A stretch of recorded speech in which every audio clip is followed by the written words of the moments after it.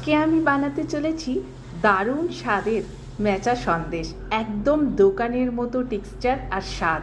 তো চলো রেসিপিটা তাহলে শেয়ার করি। প্রথমে আমি কড়াই চাপিয়ে দেব আর তাতে 400 গ্রাম মতো বেসন নিয়েছি। বেসনটাকে একদম লো আঁচে ভালো করে এটাকে ভাজতে হবে।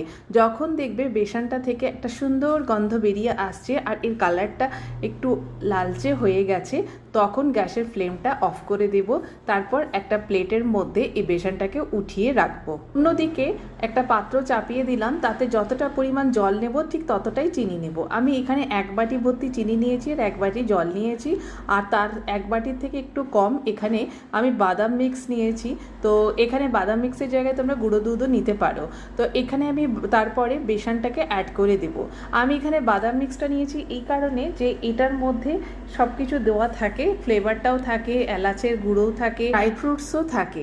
তো তোমরা চাইলে এই বাদাম মিক্সের জায়গাতে গুঁড়ো দুধটা ইউজ করতে পারো। এইভাবে কন্টিনিউ লো আঁচে এটাকে রেডি করতে হবে। প্রায় তোমার 7 থেকে 8 মিনিট মতো টাইম লাগবে। তারপর যখন দেখবে একদম ঘন হয়ে এসছে, কালারটা আরও চেঞ্জ হয়ে গেছে, তখন এটা নামিয়ে নেব একটা প্লেটে। আর এখানে 1 চামচ মতো ঘি দিলাম। এবার যখন একটু ঠান্ডা হবে, যখন আমি এটা ধরতে পারবো, সেই সময় এই বলগুলোকে আমি বানিয়ে নেব। লাড্ডুর শেপ আমি এখানে দিয়েছি। মেচা সন্দেশ এরকমই হয়। তো এইরকম স্টেজেও কিন্তু খাওয়া যায়, কিন্তু আমি একদম বাজারের মতো করতে চাই, তাই আমি আবার একটা চিনির রস তৈরি করব। তো যতটা জল দেব তার থেকে একটু বেশি এখানে চিনি দিয়েছি। তারপরে এটাকে একটু মিডিয়াম আঁচে ভালো করে ফোটাতে হবে, যতক্ষণ না একতার মতো আসছে ততক্ষণ পর্যন্ত। চিনির রসটা যখন একদম ঘন হয়ে যাবে আর একদম চিটচিটে হয়ে যাবে, হাতের আঙ্গুলে দেখো ঠিক এরকম একটা তারের মতো এসছে, একটা তার, সেই টাইপে আমি এখানে একটা করে বল দিয়ে দেব। তারপরে এটাকে প্লেটের মধ্যে উঠিয়ে নেব। এইভাবে একে একে আমি সমস্ত মেচা সন্দেশগুলোকে চিনির শিরাতে ডুবিয়ে এইভাবে দিয়ে দেব আর ঠান্ডা হতে দেব।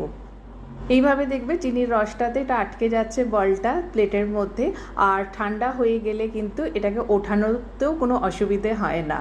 আর ওই প্লেটটাতে কিন্তু আমি প্রথমেই একটুখানি ঘি বুলিয়ে নিয়েছিলাম, সেটা আমি বলতে ভুলে গেছিলাম।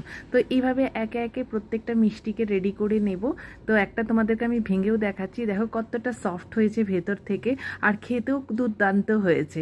তো আশা করি রেসিপিটা তোমাদেরও ভালো লাগবে। তো আমার রেসিপি যদি সত্যিই ভালো লাগে তাহলে একটা লাইক কিন্তু অবশ্যই করো, আর নতুন হলে চ্যানেলটাকে কিন্তু সাবস্ক্রাইব করো।